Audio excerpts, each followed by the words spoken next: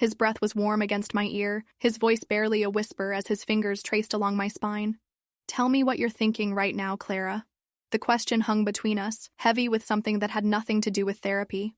I should have pulled away, should have reminded him of boundaries, but instead I found myself leaning closer, my pulse racing as his hand settled at the small of my back. "I'm thinking," I whispered back, "that this isn't what I came here for." His lips curved into a knowing smile. "Isn't it?" Before we dive deeper, take a second to hit like and subscribe. It helps more than you know, and trust me, you won't want to miss what happens next. The sessions had started innocently enough. After my divorce, I'd been struggling to find myself again, to remember who I was beyond being someone's wife. My friend Sarah had recommended Dr. Elliot Hayes, a therapist with an impressive reputation, and an office in Center City, Philadelphia. "He's brilliant," she'd said, "really knows how to get to the heart of things." What she hadn't mentioned was how he looked. Tall, broad-shouldered, with graying temples and eyes that seemed to see right through you. Our first meeting was professional, clinical even. He sat across from me in his leather chair, notepad in hand, asking the standard questions about my childhood, my marriage, my goals for therapy. But there was something in the way he watched me, an intensity that made my skin prickle with awareness. When I mentioned feeling disconnected from my own desires, his eyebrow lifted almost imperceptibly. "What kind of desires?" he'd asked, his voice carefully neutral. "I don't know," I'd admitted, shifting in my seat. "That's the problem. I've been so focused on being what others needed that I've lost track of what I need." He'd leaned forward then, his elbows resting on his knees. "Clara, when was the last time you did something purely for your own pleasure?" The question had caught me off guard, not just because of what he was asking, but because of the way he said it, his voice dropping to something almost intimate. I'd fumbled for an answer, heat rising in my cheeks, and when I looked up, his eyes were fixed on mine, with an intensity that made my breath catch. That was 3 weeks ago. Since then, our sessions had become something else entirely. Now, as I sat in his office for what was supposed to be our 6th session, the air between us crackled with unspoken tension. He'd moved his chair closer today, close enough that I could smell his cologne, something warm and masculine that made my head spin. "You mentioned feeling restless," he was saying, his voice lower than usual. "Tell me about that." I shifted, crossing and uncrossing my legs, acutely aware of how his gaze followed the movement. "It's like there's this energy inside me, this need for something I can't name. Show me." The words were simple, but they hit me like a physical force. "What?" "Show me this restlessness. Don't tell me about it. Let me see it." My heart hammered against my ribs. This wasn't standard therapy protocol, and we both knew it. But something in his voice, in the way he was looking at me, made me want to comply. Slowly, I stood up, my hands trembling slightly as I began to pace the small space in front of his desk. "It's like this," I said, my voice barely above a whisper. "Like I'm always moving, always searching for something I can't find." He watched me intently, his dark eyes tracking my every movement. "What do you think you're searching for?" I stopped pacing, turning to face him. The space between us seemed to shrink, the air growing thick with tension. "Connection," I whispered. "Real connection." He stood then, moving toward me with slow, deliberate steps. "What would that look like for you?" My breath hitched as he stopped just inches away from me. I could feel the heat radiating from his body, could see the way his chest rose and fell with each breath. "I don't know," I managed. "I've never really had it." His hand came up, fingers brushing along my jawline with feather-light touches. "Maybe that's what we need to explore." I should have stepped back, should have reminded him that he was my therapist, that this was inappropriate, that there were boundaries we shouldn't cross. Instead, I found myself leaning into his touch, my eyes fluttering closed as his thumb traced along my cheek. "Clara," he murmured, his voice rough with something that definitely wasn't professional concern. "Do you trust me?" I opened my eyes, meeting his gaze. There was something dark and hungry there, something that made my pulse quicken and my body respond in ways I hadn't felt in years. "Yes," I whispered, the word barely audible. His other hand came to rest on my waist, pulling me closer until there was barely any space between us. "Then let me help you find what you're looking for." The kiss, when it came, was soft at first, tentative, questioning. But when I didn't pull away, when I actually pressed closer and parted my lips in invitation, it deepened into something consuming. His hands tangled in my hair, his body pressing against mine with an urgency that made my knees weak. I'd forgotten what it felt like to be wanted like this, to feel someone's need for me in the way his hands roamed over my body, the way his breathing turned ragged against my lips. When he walked me backward until my legs hit the edge of his desk, I didn't resist. When his hands found the hem of my blouse and began to lift it, I raised my arms to help him. Beautiful, he breathed against my throat, his lips trailing along my collarbone in a way that made me arch against him. So beautiful. His hands were sure, confident, as if he'd been thinking about this moment for weeks. Maybe he had. Maybe I had too, in the secret corners of my mind that I'd tried to ignore during our sessions. The way he looked at me, the way his voice dropped when he said my name, it had all been leading to this. When he lifted me onto the desk, papers scattering to the floor, I wrapped my legs around his waist and pulled him closer. The rational part of my mind tried to protest, tried to remind me of all the reasons this was wrong, but it was drowned out by the roar of need in my blood. His mouth found mine again, hungrier this time, more demanding. I met his intensity with my own, my hands fisting in his shirt, pulling him closer, deeper into the kiss. When he broke away to trail his lips down my neck, I tilted my head back, giving him better access, a soft moan escaping my lips. "Tell me what you want," he whispered against my skin, his breath hot and urgent. "Tell me what you need."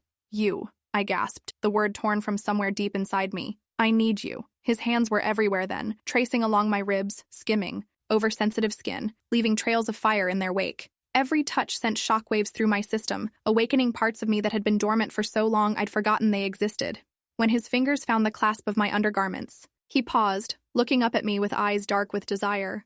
"Are you sure?" Instead of answering with words, I reached for him, my hands working at the buttons of his shirt with trembling fingers. He helped me, shrugging out of the fabric, and I couldn't help but stare at the broad expanse of his chest, the way his muscles flexed under my touch. "Clara," he groaned, my name falling from his lips like a prayer. His hands found my thighs, spreading them wider as he stepped between them, his body fitting against mine like we were made for this moment. The sensation of skin against skin was overwhelming, electric. I wrapped my arms around his shoulders, pulling him down to me, needing to feel his weight, his warmth, his complete presence. When he entered me, slow and careful despite the urgency between us, I cried out, my back arching off the desk. "Shh," he whispered against my ear, his voice strained with control. "Let me take care of you." He moved with deliberate precision, each thrust calculated to drive me higher, to push me toward the edge I'd been teetering on since the moment I walked into his office. His rhythm was steady, unrelenting, building the tension between us with each movement. I lost myself in the sensation, in the way he filled me completely, in the way his breath hitched when I moved against him. My hands roamed over his back, feeling the flex of muscles beneath smooth skin, the way his body tensed with restraint as he fought to maintain control. "Don't hold back," I whispered, my lips brushing against his ear. "I need all of you." That seemed to break something in him. His movements became more urgent, more desperate, driving into me with a force that made the desk creak beneath us. I matched his intensity, meeting each thrust with movements of my own, chasing the release that was building low in my belly like molten fire. When it hit, the climax crashed over me like a tidal wave, stealing my breath and making stars explode. Behind my closed eyelids, I bit down on his shoulder to muffle my cry, my body convulsing around him as pleasure overwhelmed every nerve ending. He followed moments later, his own release tearing through him with a force that left him shaking, his face buried in my neck as he rode out the waves. For long moments we stayed like that, breathing hard, bodies still joined, the weight of what we'd just done settling between us. Finally, he pulled back, his eyes searching my face. "Clara, I pressed my fingers to his lips, silencing him. "Don't, not yet." We dressed in silence, the air thick with unspoken questions and implications. What did this mean? Where did we go from here? How could we pretend this hadn't happened when I came back next week? But as I smoothed down my skirt and tried to fix my hair, I realized I didn't want to pretend. I didn't want to go back to the way things were before, to the careful professional distance that now seemed impossible to maintain. "Clara," he said as I gathered my purse, preparing to leave, "we need to talk about this." I turned to look at him, taking in his rumpled appearance, the way his hair was mussed from my fingers, the slight swelling of his lips from our kisses. "What's there to talk about?" "This changes things," he said, his voice carefully controlled. "We crossed a line." "Yes," I agreed, stepping closer to him. "We did, and I'm not sorry." Something flickered in his eyes. Surprise, relief, desire.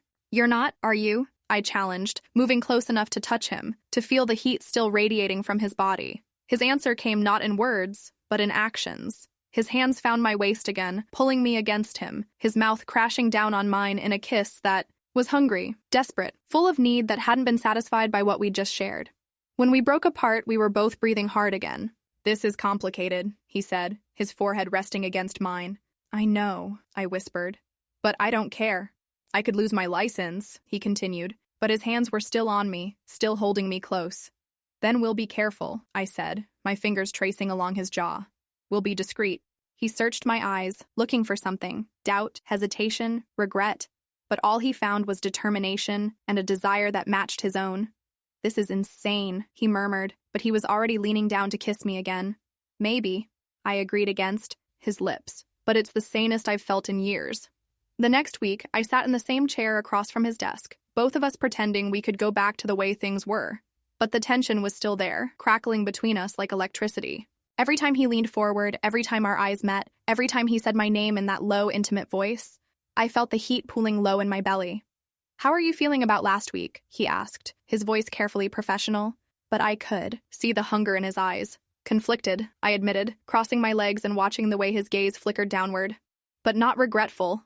"Clara," he said, my name carrying a warning. "Dr. Hayes," I replied, my voice holding a challenge. The air between us grew thick with tension. I could see him struggling with himself, with his professional ethics and his personal desires. But when I stood up and walked around his desk, when I placed my hands on his shoulders and felt the way his body tensed beneath my touch, I knew which side was winning. "We shouldn't," he said, but his hands came up to cover mine. "No," I agreed, leaning down until my lips were inches from his ear. "We shouldn't." But we did anyway. This time it was faster, more urgent, driven by a week's worth of suppressed desire and the knowledge that what we were doing was forbidden. He swept the remaining papers off his desk, lifting me onto it with practiced ease, his mouth finding mine with hungry precision. There was no hesitation this time, no careful exploration. We knew what we wanted, what we needed from each other. His hands made quick work of my clothing while I worked at his belt, both of us desperate to feel skin against skin again. When he entered me this time, it was with a force that made me gasp, my nails digging into his shoulders as he set a rhythm that was demanding, relentless. I wrapped my legs around his waist, pulling him deeper, meeting each thrust with movements of my own. "God, Clara," he groaned against my neck, his breath hot and ragged. "I can't stop thinking about you." "Don't stop," I whispered back, my voice broken with need. "Don't ever stop." The desk shook beneath us with the force of our movements, but neither of us cared. We were lost in each other, in the heat and friction and overwhelming sensation of being completely connected. When my release hit this time, it was even more intense than before, leaving me shaking and breathless in his arms. As we came down, from the high, as reality began to seep back in around the edges, I knew that this had become something more than just physical attraction. This was an addiction, a need that I couldn't shake. "This has to stop," he said, but his arms were still around me, still holding me close. "Does it?" I asked, pressing a soft kiss to his throat. "Or does it just have to be our secret?" He pulled, back to look at me, his eyes searching my face. "What are you suggesting?" "I'm suggesting," I said, my fingers tracing patterns on his chest, "that maybe this is exactly the kind of therapy I need." The weeks that followed became a dance of careful planning and stolen moments. Our official sessions continued, maintaining the pretense of professional therapy, but they always ended the same way, with his hands on my body and mine on his, with whispered confessions and desperate kisses. We developed a rhythm, a routine that felt both dangerous and necessary. He would lock his office door, draw the blinds, and create a space where we could be honest about what we needed from each other.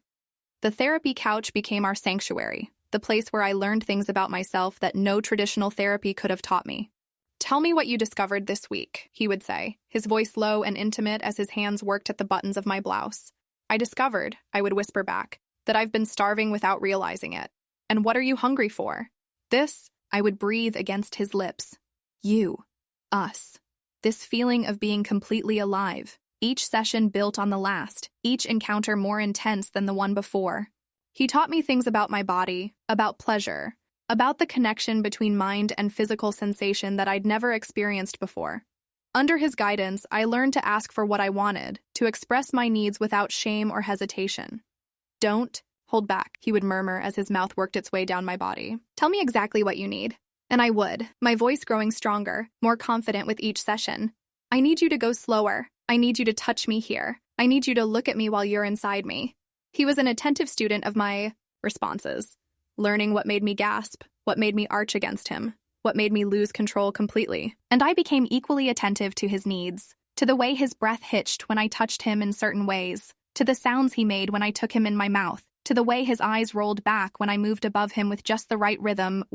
Encounters became more adventurous, more creative. The desk, the couch, the chair, every surface in his office became a place where we explored this connection that seemed to grow stronger with each meeting. He would bend me over his desk during lunch hours, his hands gripping my hips as he took me from behind with an urgency that left us both breathless. I would arrive early for evening appointments, dropping to my knees the moment he locked the door, taking him in my mouth with a hunger that surprised us both.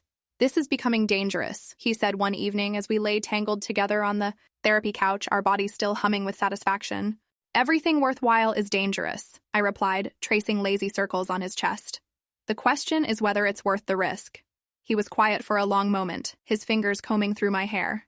"My reputation, my career, everything I've worked for could be destroyed if anyone found out." "Then we make sure no one finds out," I said, pressing a kiss to his throat. "We're both adults. We both know what we're risking." "And what are you risking, Clara?" he asked, tilting my chin up so I had to meet his eyes. I considered the question, seriously. My sense of propriety, my carefully constructed life, my belief that I'm the kind of person who follows rules and stays within boundaries. And is it worth it? I looked at him, really looked at him. At the way his hair was mussed from our lovemaking, at the satisfied exhaustion in his eyes, at the way his body curved around mine like we were made to fit together. "Yes," I said without hesitation, "it's worth everything."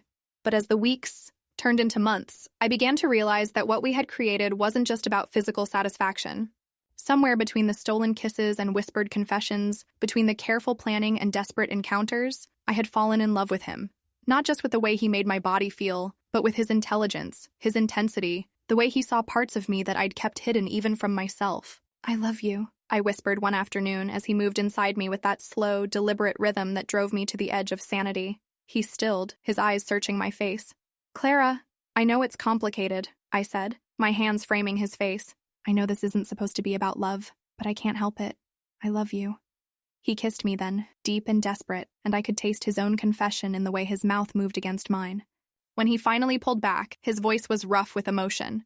"I love you too. God help me, but I love you too."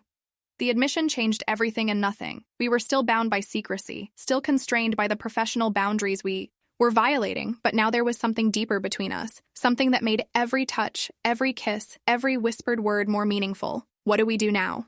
I asked as we dressed afterward, the weight of our mutual confession hanging between us. "I don't know," he admitted, adjusting his tie in the mirror. "This wasn't supposed to happen." "But it did," I said, stepping close to him. "And now we have to decide what it means." He turned to face me, his hands coming up to cup my face. "It means I can't imagine my life without you in it. It means I'm willing to risk everything for what we have. It means I love you more than I've ever loved anyone." "Then let's figure out how to make this work," I said, rising up on my toes to kiss him. "Let's find a way to be together without destroying everything we've built." The solution, when it came, was both simple and terrifying. He would close his practice, we decided, and move to a different city where we could start fresh. Where I could be his lover instead of his patient, where we could explore this connection without the weight of professional ethics crushing down on us. "Are you sure?" he asked as we made our final plans. "You're giving up your whole life here." "No," I said, my arms wrapped around his neck as we stood in his soon-to-be former office. "I'm finally starting my life. Everything before this was just preparation." He kissed me then, slow and deep, and I could taste our future in that kiss. Uncertain but full of possibility. Dangerous but worth every risk.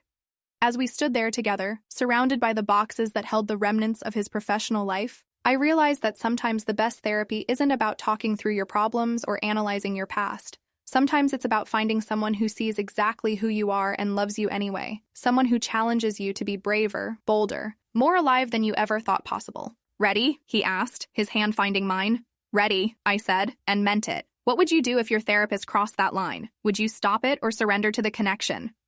Tell me in the comments. I want to hear your thoughts. And if this story got your heart racing, don't forget to like, subscribe, and turn on notifications. Trust me, you won't want to miss what's coming next.